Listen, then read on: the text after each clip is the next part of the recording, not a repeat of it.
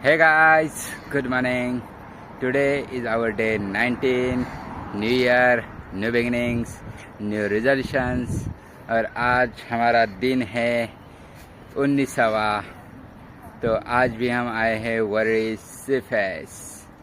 तो आज हम बात करेंगे जो इतने दिनों से मैं कह रहा हूँ कि ज़्यादातर सबको ही प्रॉब्लम होता है, स्ट्रेस, ओवरथिंकिंग की वजह से बार बार माइंड में वही थॉट्स आना, जिससे एंजाइटी होना, पास्ट के थॉट्स, फ्यूचर के थॉट्स, वरीज, टेंशन, ये सब थॉट्स आते रहते हैं। पास्ट के कुछ मेमोरीज, ट्रॉमेटिक इवेंट्स बार बार याद आते रहते हैं, नाइटमेयर्स आते हैं, नींद डिस्टर्ब रहती हैं।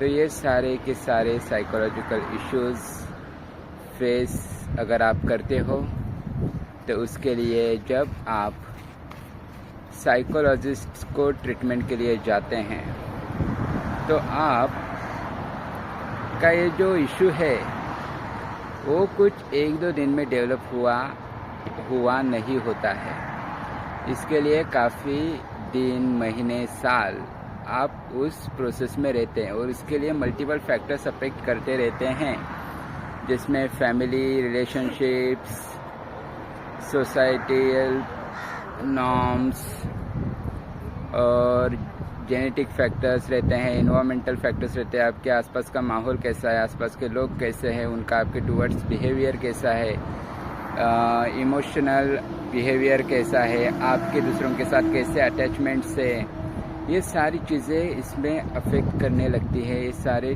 चीज़ों का इस पे अफेक्ट होता रहता है, ठीक है। तो जब आप कंसल्टेशन के लिए जाते हैं किसी भी साइकोलॉजिस्ट के पास या साइकेट्रिस्ट के पास, तो जो साइकेट्रिस्ट होते हैं वो तो मेडिसिन्स देते हैं, जो आप अगर ठीक से उनको अपने इश्यूज़ के बारे में अगर ऑनेस्टली बता देते हैं कि एग्जैक्टली क्या क्या हो रहा है। कुछ लोग कुछ सिम्टम्स छुपा लेते हैं साइकेट्रिस्ट से, जिसके वजह से मेडिसिन्स थोड़ी कम ज़्यादा होती है और जिसका फिर इफ़ेक्ट पड़ने लगता है फिजियोलॉजी पे। इसलिए बार बार कंप्लेंट्स आते रहते हैं कि साइकेट्रिस्ट ने मेडिसिन दी है जिससे नींद आती है, एंजाइटी बढ़ती है, पूरा सुस्तापन लगता है, मूड एकदम डिस्टर्ब रहता है। तो ये सारे इश्यूज़ फिर आते हैं, ठीक है। तो जो मेडिसिन्स होते हैं वो बेसिकली आपके जो न्यूरोकेमिकल से, बायोकेमिकल से इनका जो इम्बैलेंस हुआ है उसे बैलेंस में लाने के लिए रहते हैं। लेकिन इन सब का जो रूट होता है वो होता है हमारे ब्रेन में। तो हमारे माइंड के थॉट्स के साथ हमारे क्रिएट होते हैं इमोशंस, और इमोशंस के साथ हम करते हैं बिहेवियर। कोई भी एक्शन होती है, कोई भी पीपल कुछ बातें करते हैं, कोई सिचुएशन आती है, जब हमें उनके बारे में फिर हम पहले हमारे माइंड में थॉट्स आते हैं, और ये थॉट्स आते हैं कई बार हमारे बिलीफ से, हमारी बिलीफ सिस्टम जो कि बचपन से डेवलप हुई है, जिसमें कुछ फॉल्स बिलीफ्स भी रहते हैं। मतलब एक बार हमने एक्सपीरियंस किया तो बार बार वैसे ही होगा, ऐसा हमारा कुछ फॉल्स बिलीफ्स बनते हैं। तो इन बिलीफ्स को अंडरस्टैंड करने के लिए, जैसे कल बताया था, थेरेपी में आप अपने आप को अंडरस्टैंड करते हैं। तो सबसे पहले आप ऐसा एक्सपेक्टेशन नहीं रख सकते कि एक ही सेशन में आपका पूरा रिकवर हो जाएगा। तो इसके लिए आपको कुछ टाइम देना पड़ेगा। पहले तो साइकोलॉजिस्ट कोई माइंड रीडर नहीं होते हैं, वो किसी का माइंड रीड नहीं करते हैं। जब तक आप उनको सारी बातें ना बताएं कि आपके साथ क्या हो रहा है, आप क्या सिचुएशंस को फेस कर रहे हैं, जब आप वो सारी बातें एक्सप्रेस करते हैं तभी आपकी 50% हीलिंग होना शुरू होता है, जब आप ये सारी बातें बोलते हैं। फिर साइकोलॉजिस्ट इसमें एनालाइज करते हैं ट्रिगर पॉइंट्स क्या क्या है, कोर बिलीव्स क्या है, इन्हें अंडरस्टैंड करते हैं, उन्हें नोट डाउन करते हैं। फिर उसके अकॉर्डिंग प्लान बनाया जाता है कि आगे कैसे सेशंस लिए जाएंगे, कौन कौन से सेशंस लेने पड़ेंगे। तो इसके अकॉर्डिंग ट्रीटमेंट शुरू होती है। तो ये स्टेप बाय स्टेप जाने वाली ट्रीटमेंट रहती है। 1-2 दिन में, 1-2 सेशंस में ये रिकवर नहीं होता है। कोई मेडिसिन स्पेस जैसा नहीं होता है, ये गोली खाओ और कल से तुम्हारी ओवरथिंकिंग स्टॉप, तुम्हारे थॉट्स आना स्टॉप। तो थॉट्स आने के लिए कोई भी मेडिसिन नहीं होता है, ठीक है। मेडिसिन्स कंट्रोल करते हैं हमारे हार्मोनल बैलेंस को, बायोकेमिकल्स को, जो हमारे इमोशंस को अफेक्ट करते हैं। तो हमें इमोशनल स्टेबिलिटी आती है मेडिसिन्स की वजह से।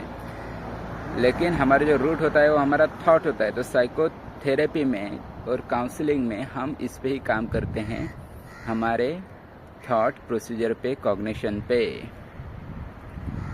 तो जब हम थेरेपी में खुद के बारे में अंडरस्टैंड करते हैं और फिर उस पर हम स्टेप बाय स्टेप काम करते हैं और कुछ सेशंस के बाद हमें वो रिज़ल्ट दिखने में मिलता है।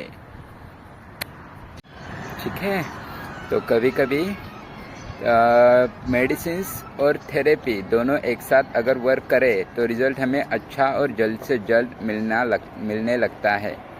तो ये जो साइकोलॉजिकल इश्यूज होते हैं, सिम्टम्स होते हैं, डिसऑर्डर्स होते हैं या कुछ ट्रेड्स भी होते हैं, तो उसके लिए उसकी कुछ टेस्टिंग किए जाते हैं। अगर कई बार हमें भी पता नहीं होता है कि एग्जैक्टली क्या हो रहा है, क्यों हो रहा है, तो अंडरस्टैंड करने के लिए कुछ साइकोलॉजिकल टेस्ट होते हैं, जिसमें प्रोजेक्टिव टेस्ट रहते हैं, क्वेश्चनर्स रहते हैं, पर्सनैलिटी टेस्ट रहते हैं। तो उनके अकॉर्डिंग कुछ क्वेश्चंस होते हैं, उनके क्वेश्चंस को आपको आंसर करने रहते हैं, या फिर उसमें भी आपको कुछ समझ में नहीं आ रहा होगा कि एग्जैक्टली क्या हो रहा है, तो कुछ प्रोजेक्टिव टेस्ट होते हैं जिसमें कुछ पिक्चर्स वगैरह दिखाए जाते हैं, जिसमें आपको क्या दिख रहा है वो आपको बताना रहता है। तो ऐसे कुछ टेस्ट होते हैं जिससे एक डायग्नोसिस होता है एग्जैक्टली क्या हो रहा है, और उस डायग्नोसिस के अकॉर्डिंग फिर उस ट्रीटमेंट स्टार्ट की जाती है, कुछ रिकमेंडेशंस किए जाते हैं और उसके अकॉर्डिंग ट्रीटमेंट स्टार्ट की जाती है।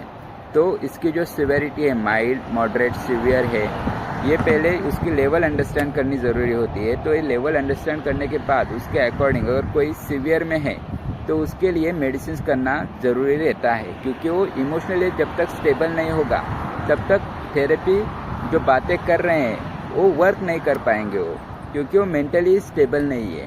तो जब तक ये स्टेबिलिटी नहीं आती है तब तक थेरेपी वर्क नहीं करती है। जो माइल्ड और मॉडरेट में रहते हैं उनके लिए मेडिसिन के साथ अगर थेरेपी भी स्टार्ट की जाए तो थेरेपी अच्छे से वर्क करती है और रिजल्ट बहुत जल्दी और अच्छा आता है। और जो माइल्ड में ही रहते हैं उनके लिए मेडिसिन की कोई ज़रूरत नहीं होती है, तो वो डायरेक्ट थेरेपी से ही ठीक हो सकते हैं और होते भी हैं।